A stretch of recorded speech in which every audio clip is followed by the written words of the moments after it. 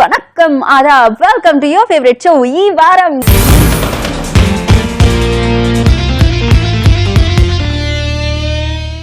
వచ్చేసింది. ఈ రోజు కూడా అంతే జోష్తో, అంతే ఎంటర్టైన్మెంట్ ఇవ్వడానికి, అంతే రుచికరంగా వచ్చేసింది అనమాట. రుచి అప్పుడు ఎలా చెప్పిస్తున్నావు, చేసాక కదా చెప్తావు అనుకుంటున్నారా? డెఫినెట్ గా అండి, నేను చేస్తే బాగోతా చెప్పండి, బాగుంటుంది కదా. సో ఇంతకీ సుత్తాపి మ్యాటర్కి వచ్చేస్తాను. ఈ వారంలో మరి ఈ రోజు నేను బీరకాయతో చేస్తున్నాను కదా, బీరకాయతో మంచి రెసిపీ చెయ్యాలి అని నేను ఫిక్స్ అయిపోయాను అనమాట. ఎప్పుడైతే వారం మారుతుందో అప్పుడే ఒక మంచి వెజిటబుల్ మన దాంట్లోకి వస్తుంది కాబట్టి దాన్ని ఏ రకంగా వాడాలో ఆ రకంగా వాడేయాలని ఫిక్స్ అయిపోయాను.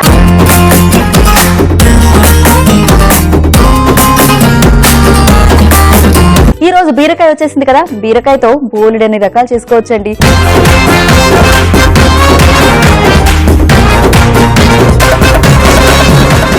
ఈ రోజు నేను మీకోసం చేస్తున్నాను బీరకాయ కొత్తిమీర కూర.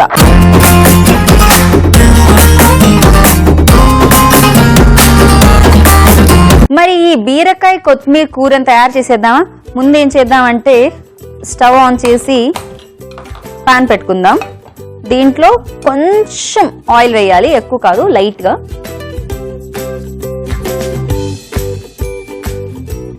ఇది కాస్త హీట్ అవ్వాలి కదా, ఈలోపు మనం ఈ స్టవ్ కూడా ఆన్ చేసేసుకుందాం. సో దీంట్లో కూడా కాస్త నూనె వేద్దాం.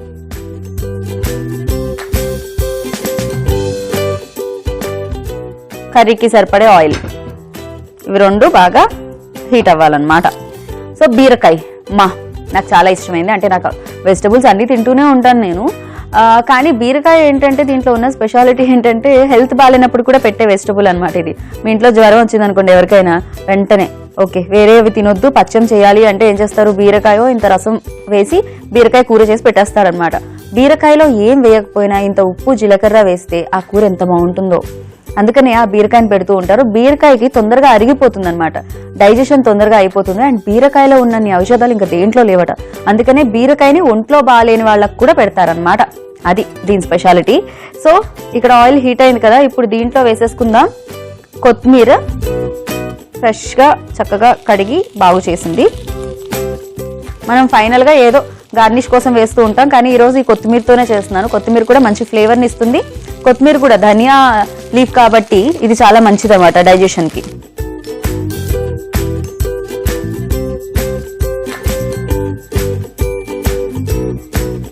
కొంచెం ఫ్రై అవ్వాలి ఇది. సో ఇప్పుడు దీంట్లో ఒక 1 స్పూన్ జీలకర్ర వేసుకుందాం.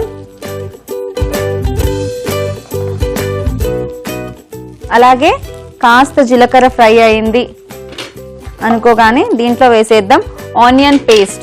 గ్రేవీ కోసం, ముక్కలు కాకుండా మనకు కొంచెం గ్రేవీగా ఉండాలి కాబట్టి నేను పేస్ట్ చేసేసాను. ఇంకేం వేయలేదు, ఉత్తి ఉల్లిపాయలే వేసి మెత్తగా ఇలా పేస్ట్ చేసేసాను.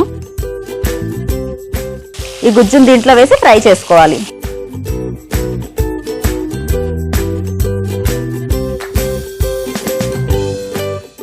సో ఇప్పుడు దీంట్లో వేసుకుందాం కొంచెం పసుపు, కాస్తంత ఉప్పు, అలాగే ఆల్రెడీ పేస్ట్ చేసిన అంటే కచ్చాపచ్చిగా దంచిన పచ్చిమిరపకాయలు. ఈ ముద్దను కూడా కొద్దిగా వేద్దాం.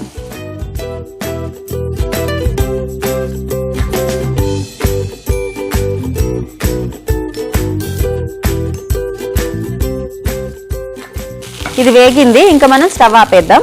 ఇది కాస్తంత చల్లగా అవ్వాలి. సో దీన్ని ఏం చేద్దామంటే మనం మిక్సీ జార్లోకి తీసేసుకుందాం.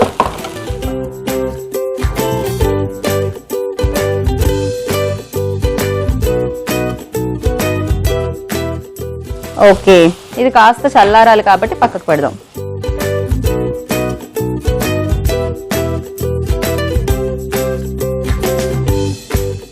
ఇది పచ్చివాసన పోయేంత వరకు ఉల్లిపాయల్ని ఫ్రై చేయాలి. ఫ్రై చేసిన తర్వాత దీంట్లో వేసుకోవాలి సన్నగా కట్ చేసిన టమాటా ముక్కలు.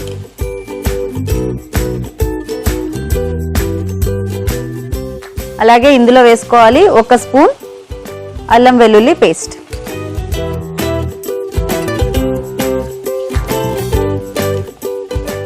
ఇప్పుడు దీన్ని చక్కగా వేగనివ్వాలన్నమాట. ఒకవేళ మీరు టమాటా ఇష్టం లేదు, మధ్యలో తగులితే ముక్కలు ఇంట్లో పిల్లలు తీసి పక్కకు పెడతారు అంటే మీరు దీన్ని కూడా పేస్ట్ చేసి వేసేసుకోవచ్చు అనమాట. సో ఇది చల్లగా అయింది కదా, ఇప్పుడు దీన్ని మనం మిక్సీ పట్టుకుందాం.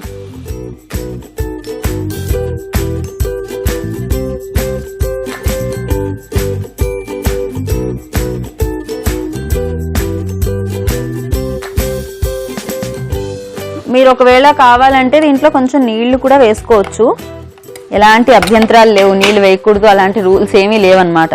కాస్త నలగాలి అనుకుంటే వాటర్ వేస్తాము.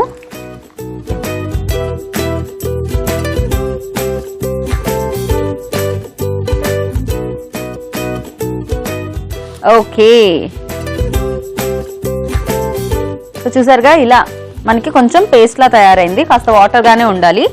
ఇప్పుడు మనం ఇది ఈ వేగుతున్న ఉల్లిపాయల్లో వేసేసుకుందాం. అంత చక్కగా కమ్మటి వాసన వస్తూ ఉంటుంది, భలే ఉంటుంది. కొత్తిమీర కదా,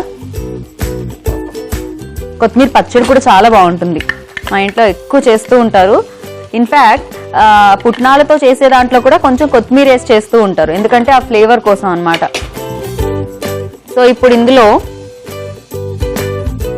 మనం ఓవరాల్గా సరిపడే ఉప్పు వేసుకుందాం. అలాగే ఇది కలపక ముందే దీంట్లో వేసేసుకుందాం బీరకాయ చెక్కు తీసేసాను. ఆ బీరకాయ చెక్కు కూడా యూజ్ అవుతుందండి. ఆ పైన చెక్కుతో కూడా పచ్చడి చేస్తూ ఉంటారు తెలుసా, బీరకాయ చెక్కు పచ్చడి అని చెప్పి. సో పచ్చడి తర్వాత చేయొచ్చు, ముందైతే ఈ కూర చేసేయండి. ఇలా ముక్కల్లా కట్ చేశాను కదా, ఈ సన్నగా చేసిన ఈ ముక్కల్ని ఇందులో వేసేసుకుందాం.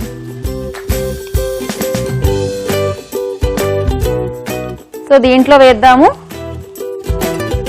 ఒక 1.5 టీ స్పూన్ ధనియాల పొడి. ఎలాంటి గ్రేవీ ఐటెంలో అయినా లేకపోతే ఏ ఫ్రైకైనా ఏ కర్రీకైనా మనం ధనియాల పొడి వేస్తేనే ఆ రుచి బాగుంటుంది.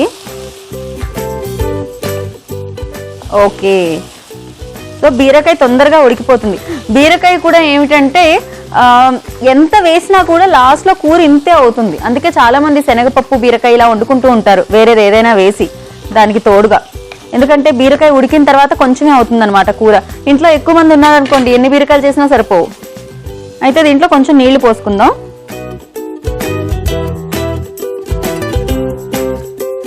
ఒక్కసారి కలిపేసి దీన్ని ఇంకా మూత పెట్టి ఉడికిద్దాం. ఒక 10 నిమిషాలు ఉడకాలి, ఎందుకంటే బాగా బీరకాయ ఉడికి ఆ నీళ్ళన్నీ పోవాలన్నమాట. దగ్గరికి వచ్చేసేయాలి కూర. గుమగుమలు వచ్చేస్తున్నాయి, పొగలు వచ్చేస్తున్నాయి, ఏదేదో జరుగుతుంది లోపల. అంటే నా కడుపు లోపల కాదు, ఈ మూకెడ్ లోపల. ఒకసారి చూద్దాం. ఓకే, సో ఆయిల్ అంతా పైకి వచ్చేసింది. అంటే మీ అందరికీ తెలుసు కదండి, కూర రెడీ అయిపోయింది అనమాట. ఇప్పుడు స్టవ్ ఆపేద్దాం. దీన్ని ఫైనల్ ప్లేట్లోకి తీసేసుకుందాం అనమాట. చక్కగా మా వాళ్ళు కీరాతో మంచిగా డెకరేట్ చేశారు, చూసారా ఎంత బాగుందో. మంచి ఫ్లవర్ ఉందన్నమాట. ఈ ప్లేటే నాకు డిజైన్ ఇలా వచ్చిందేమో అనిపిస్తుంది, అంత బాగా డెకరేషన్. ఎంతైనా ప్లేటింగ్ బాగుండాలి కదా తినాలి అంటే. ఇప్పుడు ఈ కూరని మనం తీసేసుకుందాం ఫైనల్ బౌల్లోకి.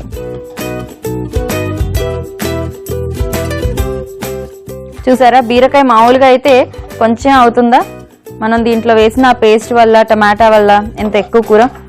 మీకు ఒక 10 మందిని పిలిచినా పర్వాలేదు ఇంట్లో భోజనం పెట్టడానికి బీరకాయ రోజు, ఏ భయం లేదు ఇలా చేసుకుంటే. అంతే. సో దీనిపైన మనం ఏమి వేయాల్సిన అవసరమే లేదనమాట. రెడీ అయిపోయింది గుమగుమలాడే కూర. వెంటనే అన్నం ఇంట్లో రెడీగా ఉందా, అయితే మీరు కూడా వండేసుకోవచ్చు. ఇది బీరకాయ కొత్తిమీర కూరని.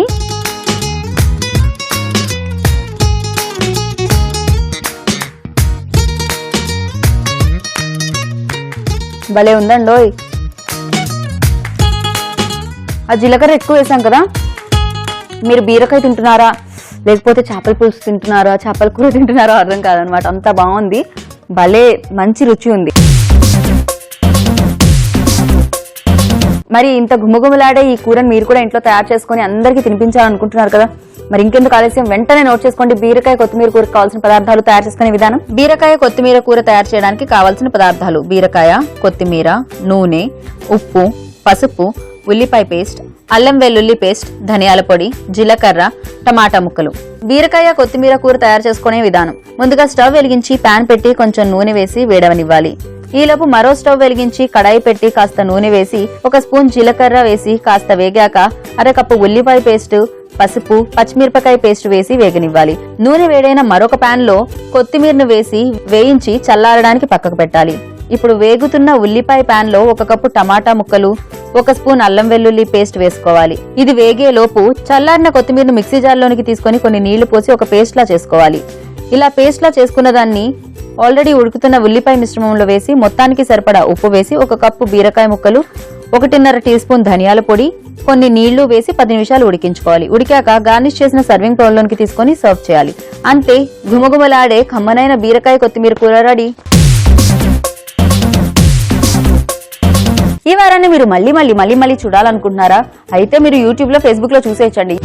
యూట్యూబ్ లో చూడాలంటే www.youtube.com/etvabhiruchi, ఫేస్బుక్ లో చూడాలంటే www.facebook.com/etvabhiruchi. మీ ఆరోగ్యాన్ని పెంచే బీరకాయతో మంచి గుమగుమలాడే కూర చేసి పెట్టాను కదా.